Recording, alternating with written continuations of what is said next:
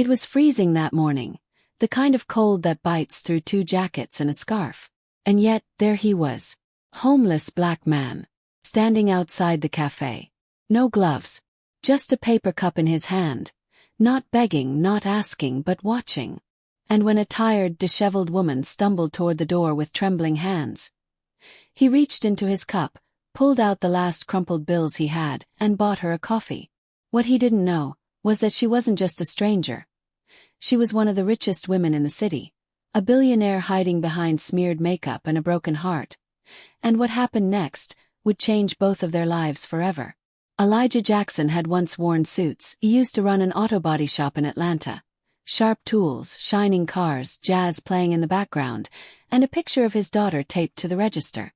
But after a freak fire gutted the shop and a legal battle drained every cent, Elijah lost everything. His business, his home, even custody of his daughter. Now he lived under an old overpass in downtown Chicago, kept warm with layered jackets from donation bins, and made enough for a sandwich and coffee by sweeping sidewalks and collecting recyclables. But even then, Elijah still believed in kindness. He never passed by someone cold without offering his blanket. He never turned away a hungry kid, even if he had barely eaten himself. And that morning, as snow fell like ash and wind whipped past his cheeks, Elijah stood outside Margot's cafe. Not for coffee but for warmth, and maybe a chance to help someone if he could. She looked like she'd been crying all night. Her lipstick was smudged. Her coat was inside out. Her hands were shaking as she fumbled in her purse, searching for her wallet that wasn't there. Elijah saw it, the panic in her eyes, the embarrassment. He didn't know her name, didn't know why she was there, but without hesitation, Elijah stepped forward.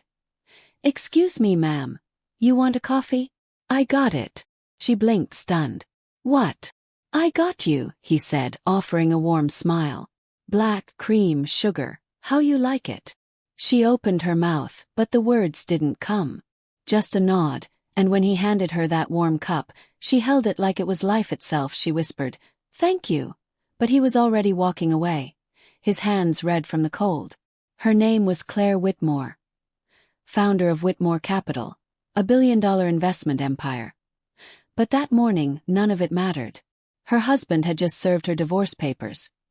Her only son hadn't spoken to her in 6 months. She'd slept in her office the night before, crying into her designer coat, feeling like the richest failure in the world. And in the middle of all that, a man with nothing gave her something she desperately needed. Not just coffee, but kindness. And Claire couldn't let it go. Who was he? Why would someone with so little give so much? The next day, Claire came back. Same cafe, same hour. But Elijah wasn't there. She asked around, baristas, nearby shopkeepers. They gave her a name. Elijah. He cleans the lot sometimes. Real kind guy. Sleeps under the 9th Street overpass. That night, Claire found him, sitting by a barrel fire, talking to a young runaway boy. She waited, then stepped closer. "I wanted to thank you for yesterday." Elijah blinked. "Ma'am, that's not necessary." "No," she said. "It is. You gave me something no one else did. And I want to return the favor." Elijah looked down, uncomfortable. "I'm not looking for charity." But Claire wasn't offering charity. She was offering a job. Claire hired Elijah as a full-time driver for her company. Paid training. Clean suit. Weekly paycheck. Elijah was hesitant at first, unsure if he belonged in those hallways of glass and steel. But he showed up every day, and with his warm smile and gentle presence, he began to change the people around him. He brought donuts for the security guards, helped an intern fix her flat tire, sat with the janitor during lunch when others didn't even learn his name.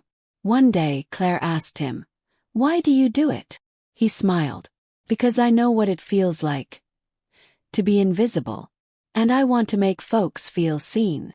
Claire wiped a tear from her EYN that moment. She knew Elijah wasn't just a man with a kind heart. He was a man sent into her life for a reason.